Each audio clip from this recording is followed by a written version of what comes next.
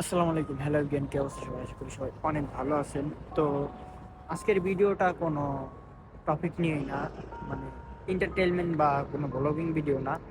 আজকের ভিডিওটা হচ্ছে খুবই একটা দুঃখজনক একটা ভিডিও।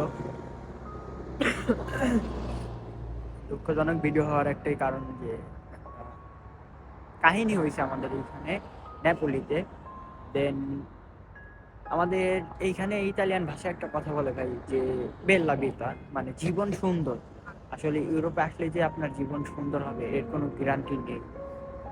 এর কারণ হচ্ছে যে গত 3 দিন আগে একটা ছেলে আমাদের এখানে আসে, মানে নেপোলিতে। ও নেপোলিতে থাকে আমাদের, মানে আমি যে রেস্টুরেন্টে খাবার খাই ও ওই রেস্টুরেন্টে আসে এবং আমরা বসি, সেও বসে কথাবার্তা বলে। তারপরে কি হয়েছে, তার পরের দিন হচ্ছে শুনি একটা লোক মারা গেছে।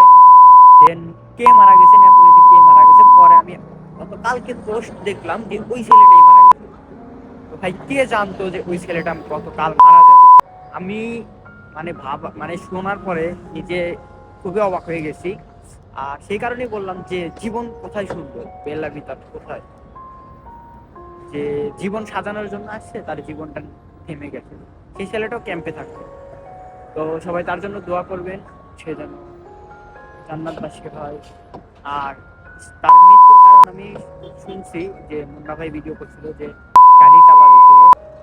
খুবই খারাপ একটা বিষয়। তো সবাই তার জন্য দোয়া করবেন ইনশাআল্লাহ।